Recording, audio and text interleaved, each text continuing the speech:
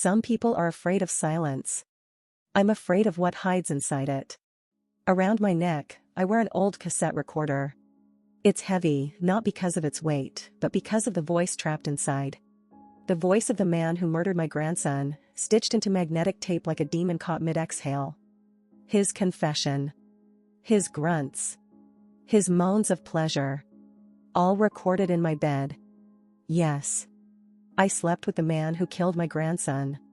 I let him into my home. I let him kiss me. I let him run his vile hands over my body, the same hands that ended Levi's life. And I did it on purpose. Each kiss was a razor blade. Each touch, another inch of me that died. But I endured it. Because I needed to hear it. I needed the truth to come out of his own mouth, not some police report that would get lost in a drawer. You may wonder, how could a woman do this? How could a grandmother sleep with a murderer? Let me tell you something. When your heart dies with your child, your body becomes nothing but a tool. You detach your soul, hide it somewhere safe, and leave behind a hollow shell to finish the work. I did. And I recorded it all, every disgusting, incriminating word. Every detail of what he did to Levi. And to the other boys. Yes, there were others. I know that now. The devil's voice is still alive on this tape. And I play it every night to remind myself, I wasn't crazy. He said it. I made him say it. My name is Edith Marlowe.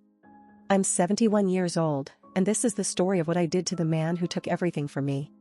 It sounds like fiction. But I promise you, this is more real than the scar over my left eyebrow.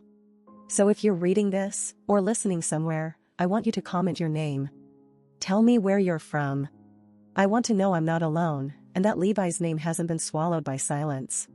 Because before I became the woman with the recorder around her neck and blood beneath her fingernails, I was someone else.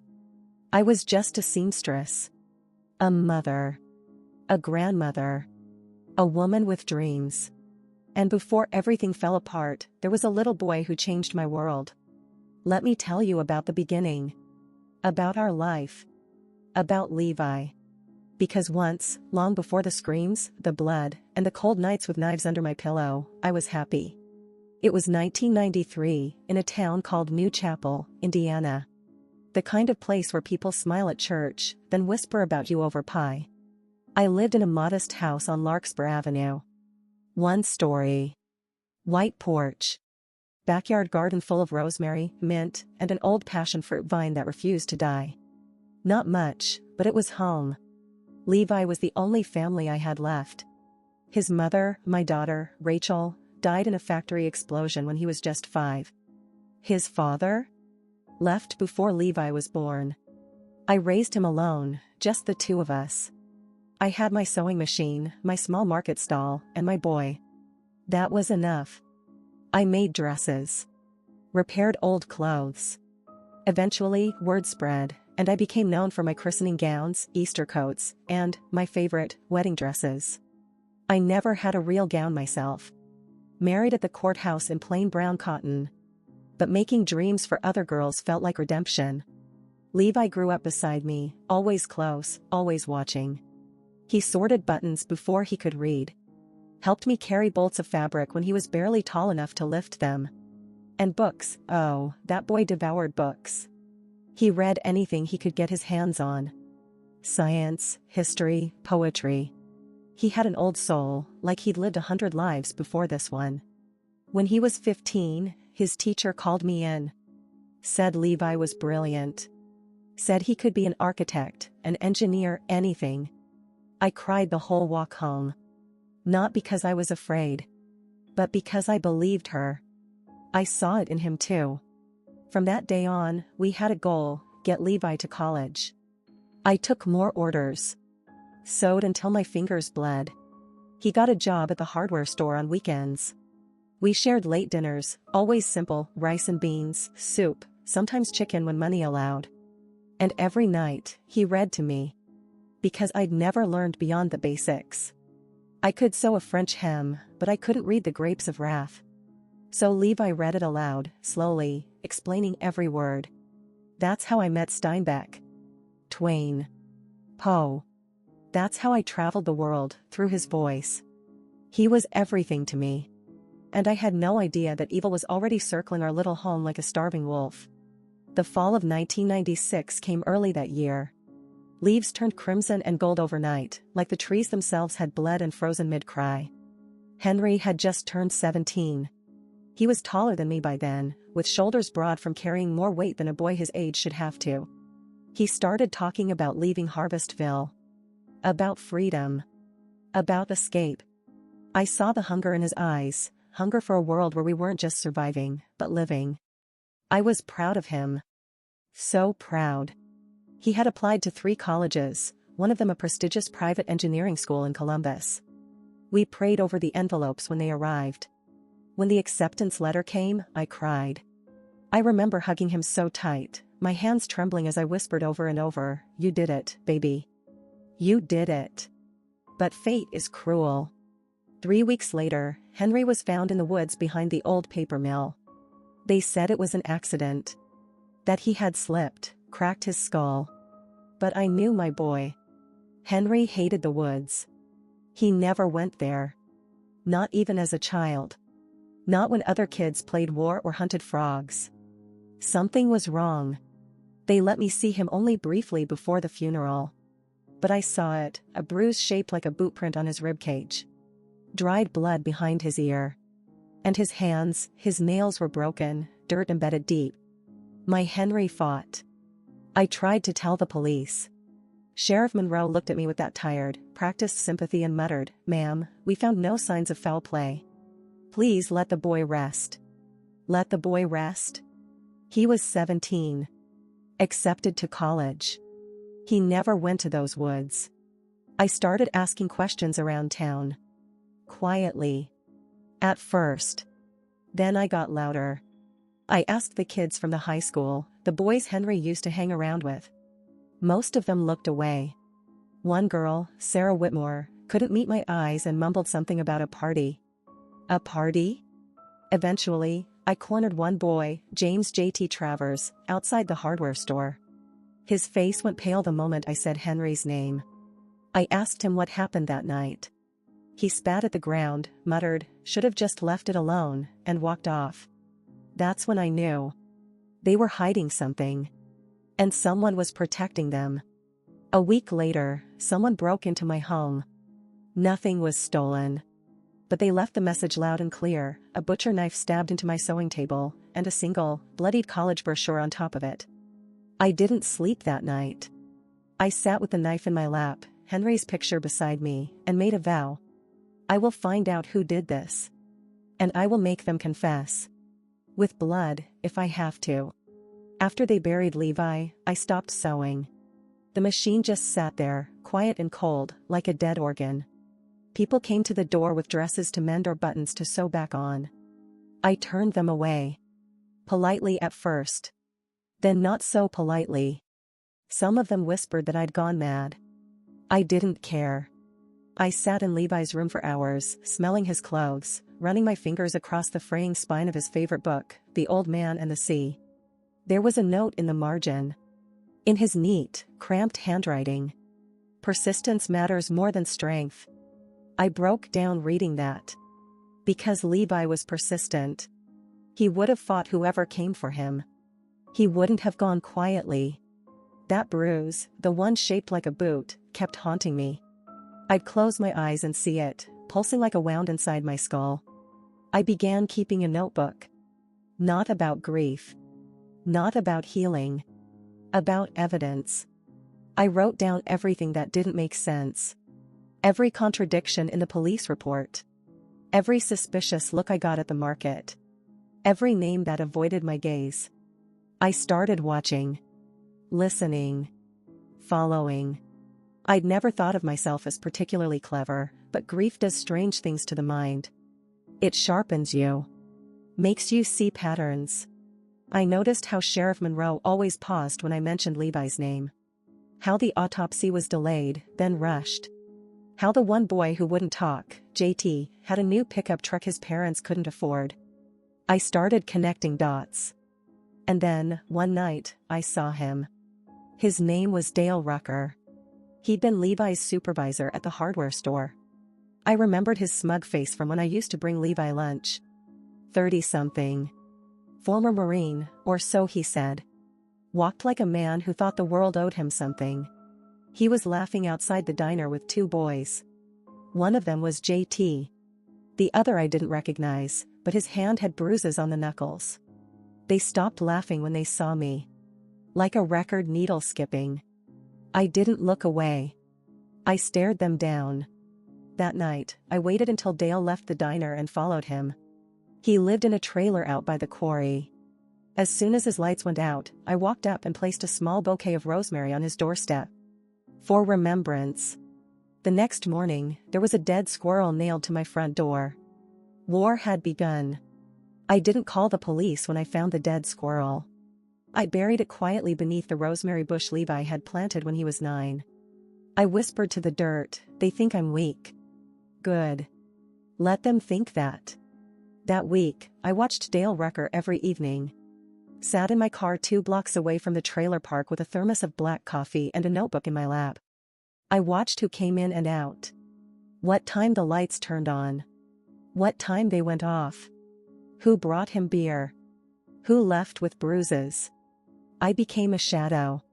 One night, I saw it. He stumbled out of his trailer, drunk, yelling at someone on the phone. He said a name I'll never forget. "If she doesn't shut up, we'll handle her like we handled the boy, got it, Lucas?" Lucas. I circled it in my notebook 3 times. A new name. I followed Dale to a bar off Route 14. He met a man there, Lucas Ridge. I recognized him vaguely. Worked construction. Quiet. Big arms. Quiet ones are always the worst. I watched them drink. Laugh. Dale slapped Lucas on the back.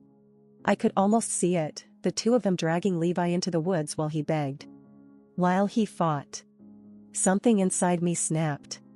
I drove home and pulled the tape recorder from the drawer. The one Levi used to use to practice speeches for school. I cleaned it, loaded a fresh cassette, and pressed record. Then I made a plan. It started with church. I put on my softest dress. Combed my hair. Brought a pie. I smiled at people again. Asked how their grandchildren were. Pretended I'd finally found peace. I even apologized to Sheriff Monroe for being a hysterical old woman. He smiled too wide. Told me he was relieved I was healing. Snake. Next came Dale. I ran into him at the gas station. Pretended not to flinch when he smiled. I asked if he could help me fix my porch light. You know, with your handyman skills. I laughed like I used to. Told him I didn't feel safe alone at night. He grinned. Gave me his number. And just like that, the wolf stepped into my house. He came over on a Thursday evening. I made coffee. Black. No sugar. No cream. Bitterness has its place. Dale walked in like he owned the floorboards under his boots. Nice place, he said, eyes sweeping over my walls, my photos, my sewing machine. He stopped at the photo of Levi. His smile didn't falter. That told me everything. He looked at Levi's face, then turned to me and said, "Wasn't he the one that died out near the mill?" I nodded, my hands shaking ever so slightly as I poured the coffee. I set the recorder under the table, the red light covered by a lace doily. He didn't notice. Most men never look down, especially predators. They only look at themselves. I played the role, grieving, fragile, soft-voiced. Told him how I'd been feeling so lonely. Told him I'd started forgetting things. He smiled wider. "Well, I'm real good company," he said. It was working. He drank the coffee, fixed the porch light. Then he sat on the couch, spreading his arms like a king awaiting worship. I sat beside him. My skin crawled. He started talking. Bragging. About women he'd had. About bar fights. About jail time he walked away from. And then he slipped. He laughed. Said, "Kids these days think they're untouchable. Like your boy, what was his name again?" Levi, right? That kid had a mouth on him. I held my breath. Did you know him? I asked, tilting my head, keeping my voice light. He leaned in closer. I could smell beer on his breath. Let's just say the kid should have kept quiet. Maybe then he wouldn't have gone missing so quick. Missing. Not died. Not accident. Missing. That was it. I had him. He kept going, as if testing me. He ran his mouth about things he shouldn't have. Thought he was gonna get me fired. Lucas and me, we don't play nice when someone tries to ruin our lives. Lucas and me. I smiled. That's awful, I whispered. What happened to him? He leaned back and said the sentence I'd been waiting for. Some kids don't know when to shut up. That's why he ended up face down in the dirt. I excused myself to the kitchen before I could cry or scream. I pressed stop on the tape. It was done. I had his confession. A real one.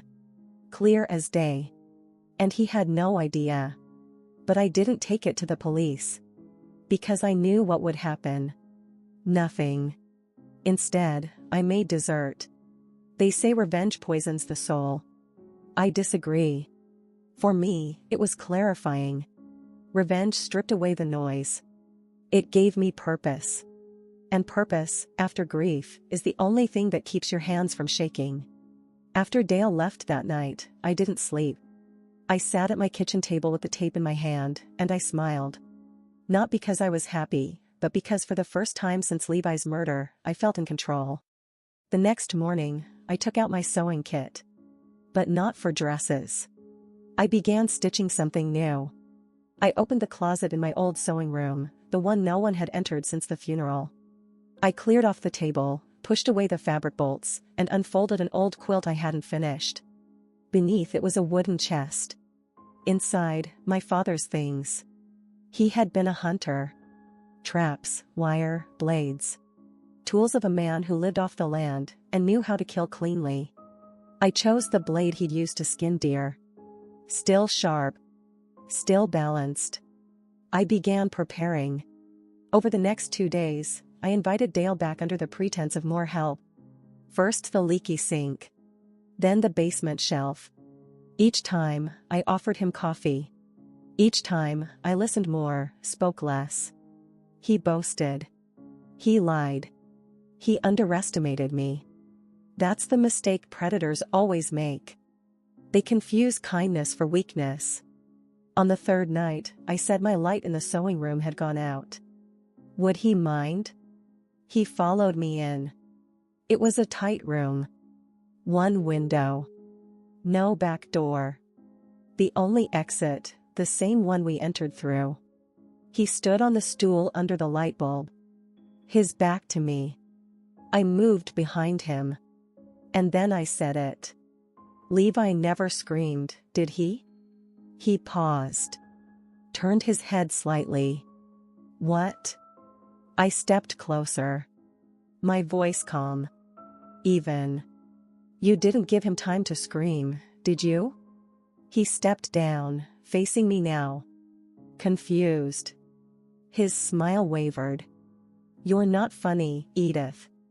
I didn't smile back. I reached to the side. Picked up the tape recorder. Pressed play. His voice filled the room. Crystal clear. The exact words. That's why he ended up face down in the dirt. He went white. You recorded me? I nodded. Every word. He stepped forward. I stepped back. You give me that tape, right now. I didn't answer. Instead, I opened the drawer behind me. The one that had once held measuring tape and fabric scissors. Now it held something else. When he saw the blade, it was already too late. I didn't stab him. I didn't scream. I didn't need to. Dale froze when he saw the knife in my hand.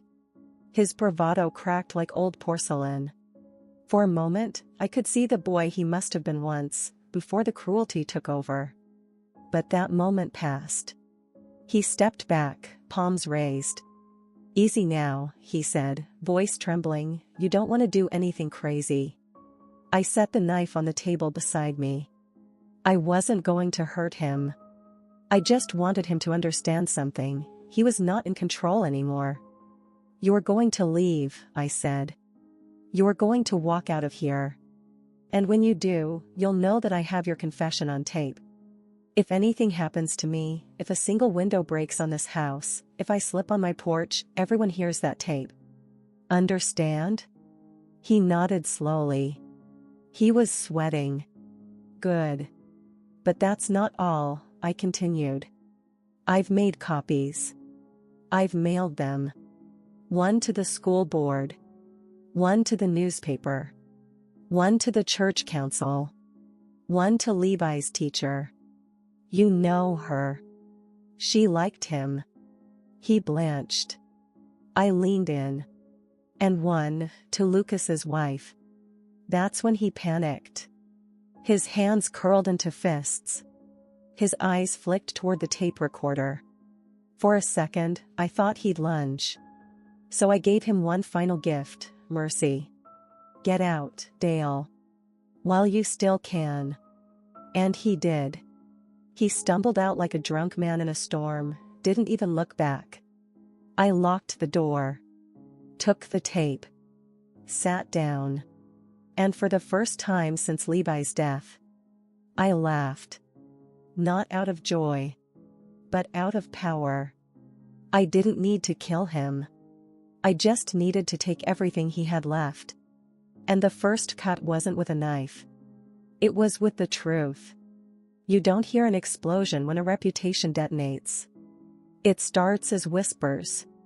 Then stares. Then silence. Within a week of Dale leaving my house, the first whispers started. I didn't spread the tape myself. I didn't need to.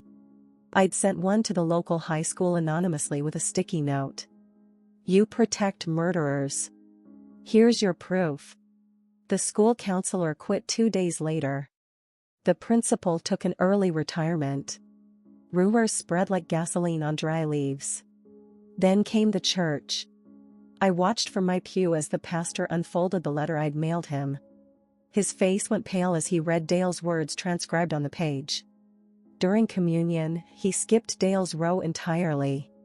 I looked him dead in the eye as the tray passed me. He turned away. He was unraveling.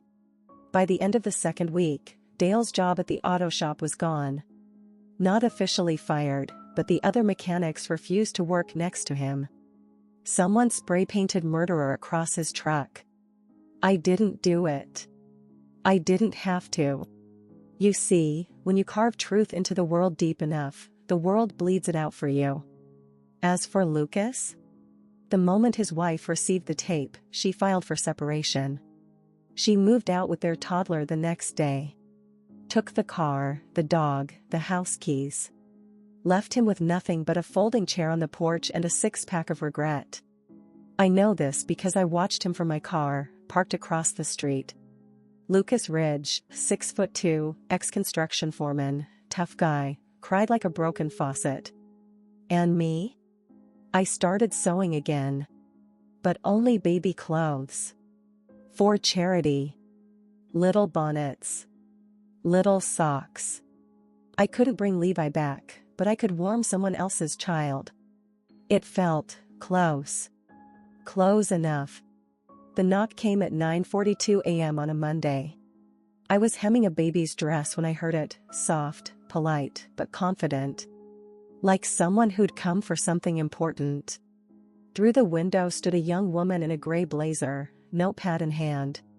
Her name was Carmen Delaney, reporter for the Scranton Voice, a small but sharp local newspaper. "Miss Vance?" she asked. "May I speak to you about a recording we received?" I almost closed the door. Almost. But then I looked at her eyes, not hungry, not tabloid thirsty. She looked angry. Quietly, professionally furious. A woman who'd heard the tape. I let her in. She didn't waste time. We verified the voices. We know it's real. Lucas Ridge was contacted for comment. He hung up. Dale Croft's trailer was vandalized last night. Word is he's gone. Gone. The tape had flushed him out like rats from a burning barn. Why now? She asked. Why wait all these years? I didn't answer at first. I poured her tea. Set out oatmeal cookies. Levi's favorites. Then I sat and looked her in the eye. Because pain ferments, I said. Because when people bury the truth, it doesn't die. It rots. And when it rots long enough, it poisons everything. She didn't write that down. She just nodded. Carmen stayed for 3 hours. I told her the story, from the thread in my sewing machine to the thread that unraveled those 2 men. I showed her the tape recorder. Played 5 minutes of the confession. Just enough. She wiped a tear when I finished. Can I quote you? She asked. I shook my head. Not yet. Not until I'm done. She respected that. Left her card. Promised to wait. As she walked down the path from my porch, I realized something. I wasn't afraid anymore. The hardest part wasn't the tape. It wasn't even telling the story to Carmen. It was watching the list grow. Names of those who looked away. I kept a notebook. No fancy journal, just a plain, worn spiral with the cover taped shut. Every name, every face I remembered, those who knew about Dale, Lucas, the violence, the secrets, but did nothing. There was Mrs. Harper, Levi's math teacher. She'd whispered warnings in the hallways but never called home. Mr. Daniels, the local store owner who turned a blind eye when Dale came in drunk with bruises on his knuckles.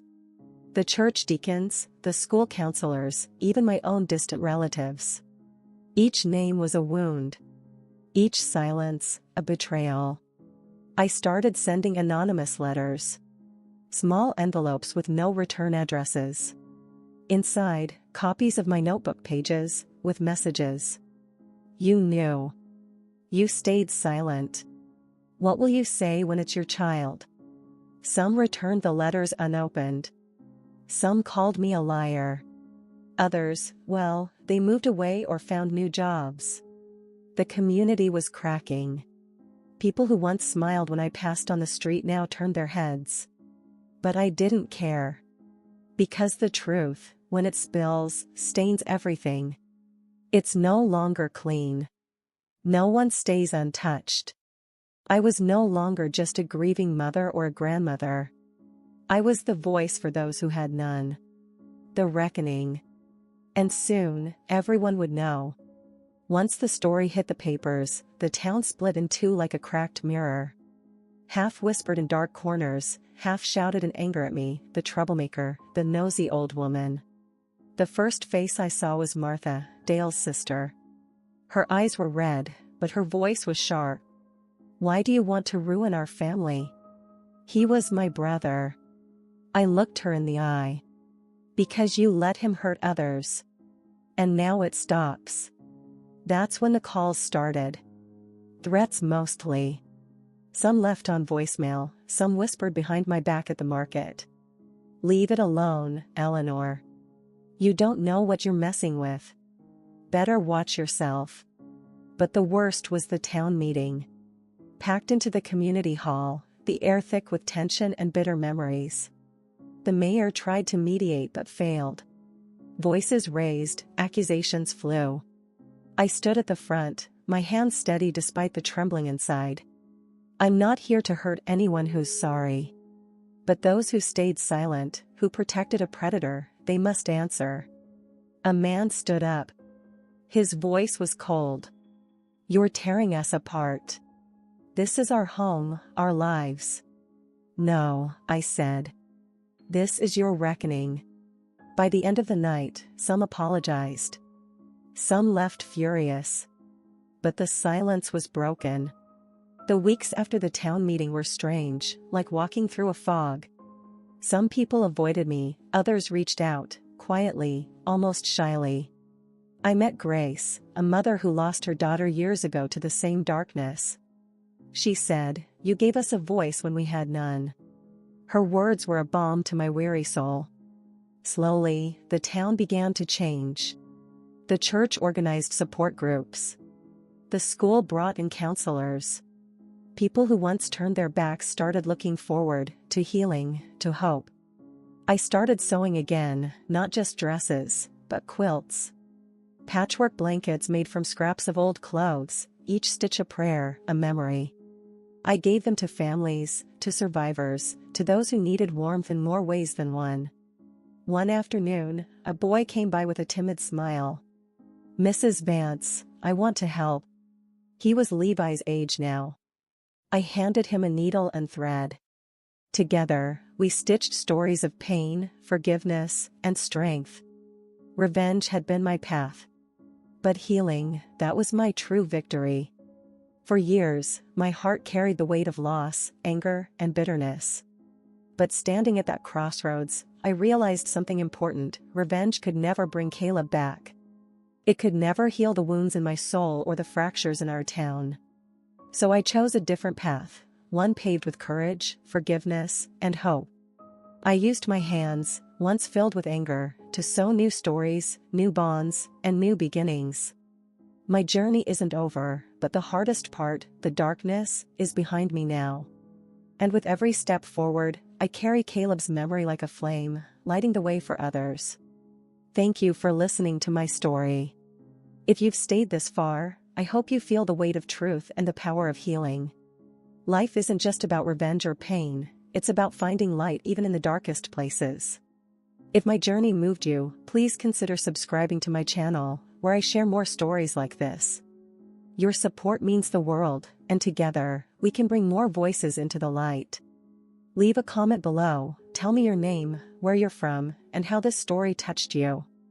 Let's build a community of strength and hope. Remember, you are never alone. Thank you. Eleanor Vance.